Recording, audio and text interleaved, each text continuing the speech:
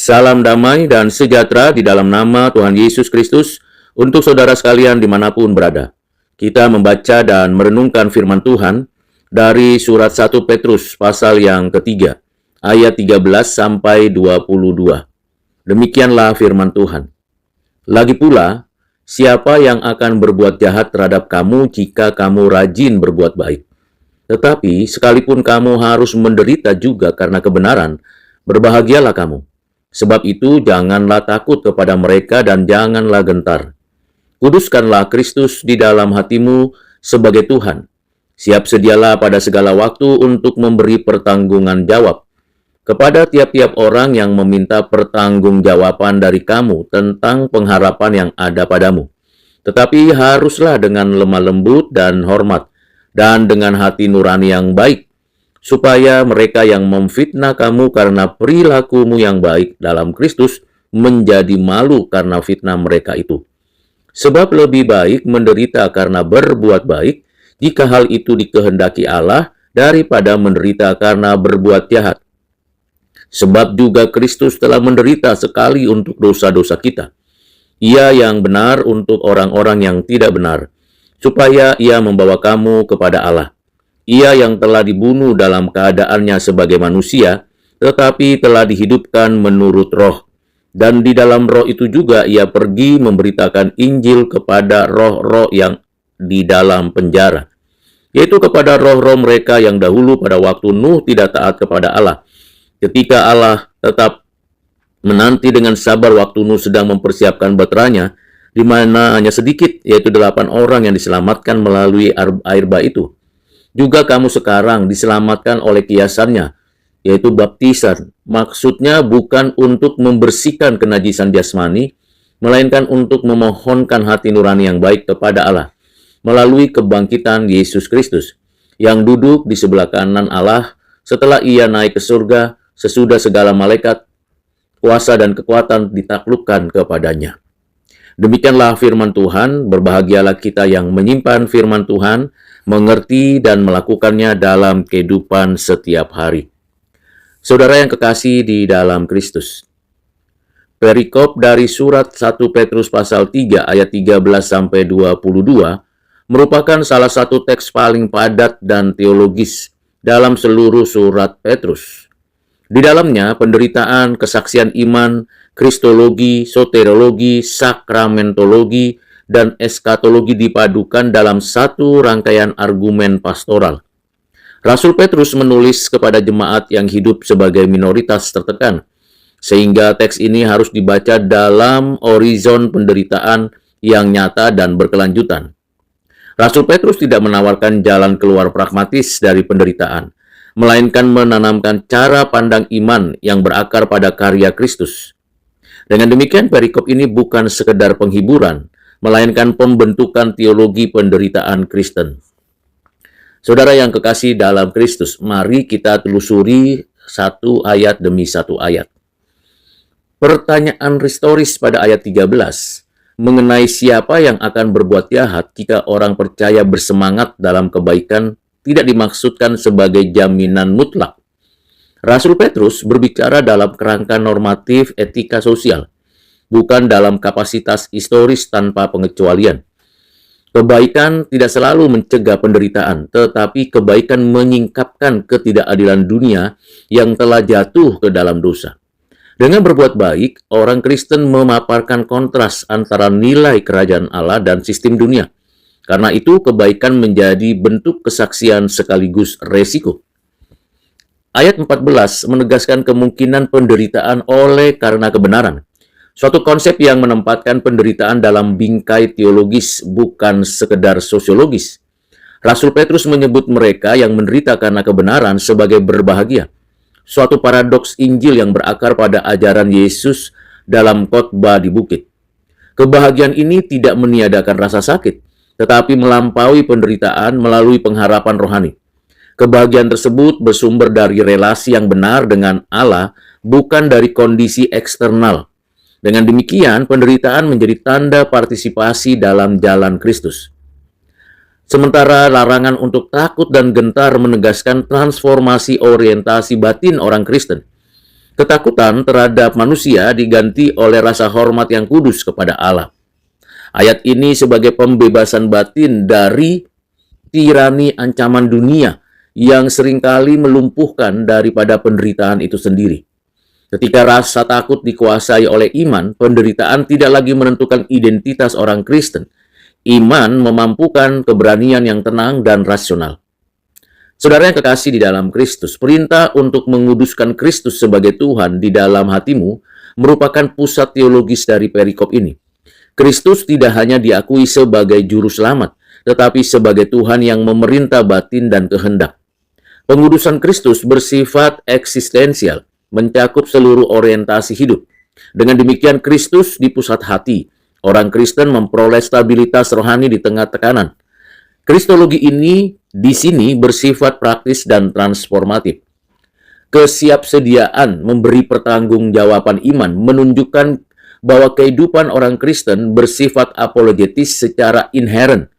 Rasul Paul Petrus tidak memerintahkan jemaat menjadi polemis, melainkan menjadi saksi Kristus yang siap menjelaskan pengharapan mereka. Apologetika dalam Perjanjian Baru selalu terikat pada konteks relasional dan etis. Pembelaan iman harus dilakukan dengan lemah lembut dan hormat, bukan dengan kesombongan intelektual. Dengan demikian, kebenaran Injil Kristus disampaikan melalui karakter, bukan hanya argumen.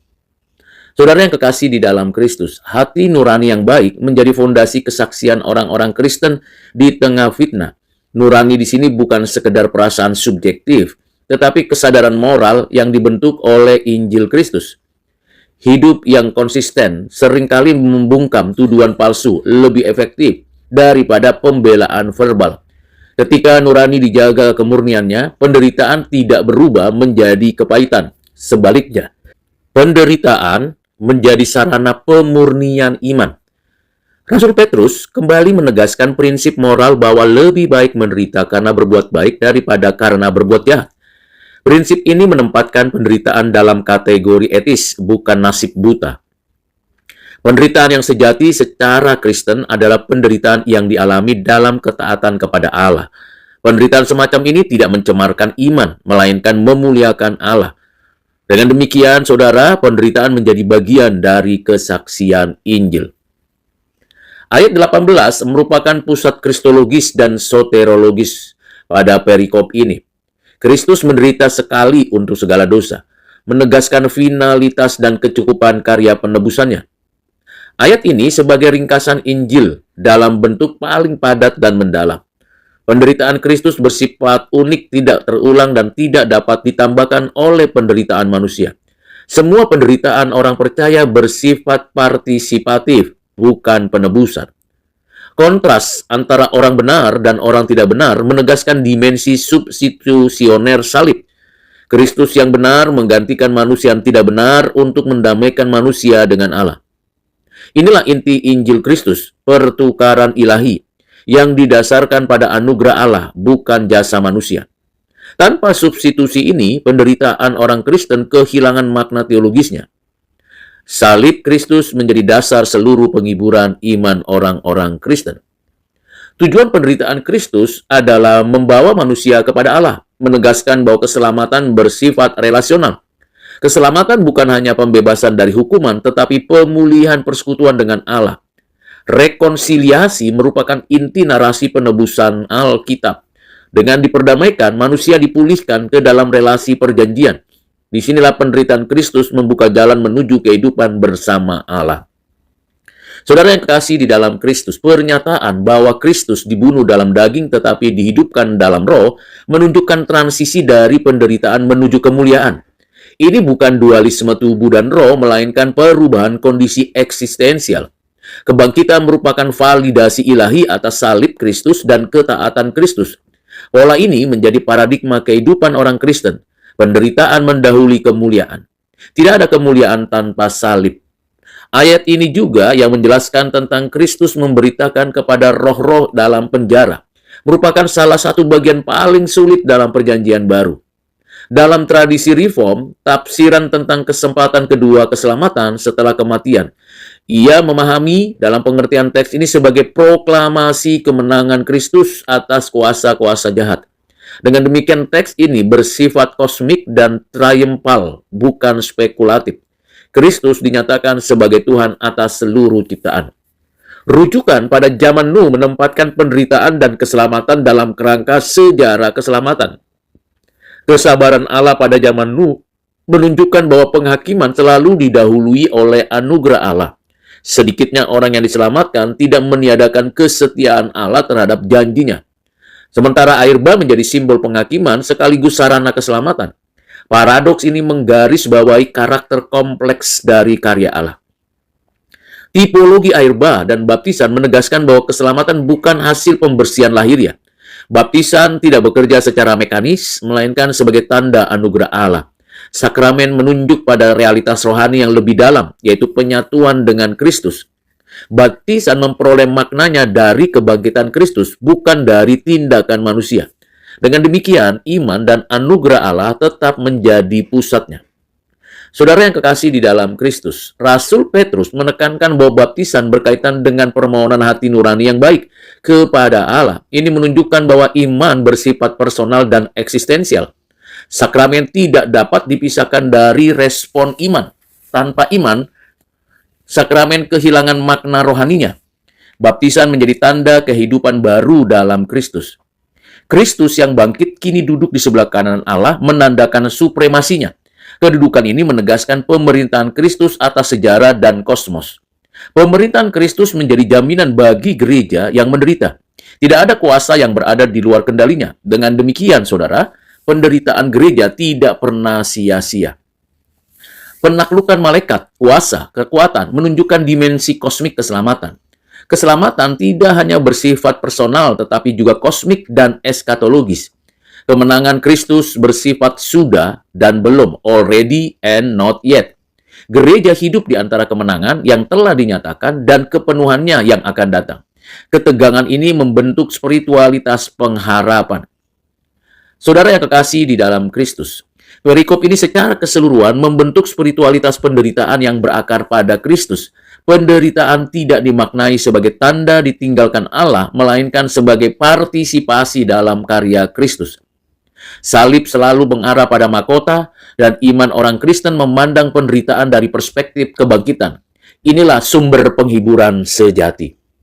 Dengan demikian, saudara, surat 1 Petrus 3 ayat 13-22 menyatukan etika, apologetika, kristologi, eskatologi dalam satu kesaksian Injil Kristus. Gereja dipanggil untuk hidup setia di tengah dunia yang menentang, dan kesetiaan ini tidak bersumber dari kekuatan manusia, melainkan dari kemenangan Kristus. Iman orang-orang Kristen bersifat teguh sekaligus rendah hati. Inilah identitas gereja yang sejati. Saudara yang kekasih di dalam Kristus, implementasi dari pembelajaran kita dari surat 1 Petrus 3 ayat yang ke-13-22 ini, ada 3 implementasi yang bisa kita terapkan. Pertama, dalam konteks di negeri kita yang plural dan seringkali sensitif terhadap isu keagamaan, perikop ini mengajarkan keberanian iman yang berakar pada pengudusan Kristus di dalam hati. Orang Kristen dipanggil untuk tidak hidup dalam ketakutan, tetapi juga tidak dalam sikap konfrontatif. Kesaksian iman harus diwujudkan melalui integritas hidup, etika publik, dan tanggung jawab sosial. Penderitaan atau tekanan tidak boleh menghasilkan kebencian, melainkan kesetiaan dan dewasa. Dengan demikian, gereja menjadi saksi Kristus yang kredibel di tengah masyarakat. Implementasi yang kedua, panggilan untuk memberi pertanggungjawaban iman dengan lemah lembut dan hormat sangat relevan bagi ruang publik di negeri kita ini. Apologetika Kristen perlu dikembangkan dalam bentuk dialog yang menghargai perbedaan dan menjunjung martabat manusia. Gereja tidak dipanggil memenangkan perdebatan, tetapi menyatakan pengharapan Injil. Sikap rendah hati dan hati nurani yang baik menjadi dasar kehadiran orang-orang Kristen di tengah masyarakat majemuk. Inilah bentuk kesaksian yang kontekstual dan etis. Implementasi yang ketiga yang terakhir, pengakuan bahwa orang Kristen betul-betul memproklamasikan bahwa Kristus telah menang atas segala kuasa memberi pengharapan bagi gereja. Dalam situasi ketidakpastian sosial, politik, budaya, gereja hidup dari kepastian pemerintahan Kristus. Kesetiaan kepada Kristus tidak diukur dari kenyamanan, tetapi dari keteguhan iman. Dengan meneladani Kristus yang menderita dan dimuliakan, gereja dapat menjalani panggilannya dengan harapan yang teguh. Orang-orang Kristen selalu berfokus pada Kristus yang bangkit, yang tetap memerintah hidupnya, dan gereja dipanggil untuk setia sampai akhir. Demikianlah pembacaan, perenungan, dan refleksi firman Tuhan. Kiranya Tuhan menolong kita menjadi pelaku firman sekarang dan selamanya. Tuhan Yesus memberkati saudara sekalian. Amin.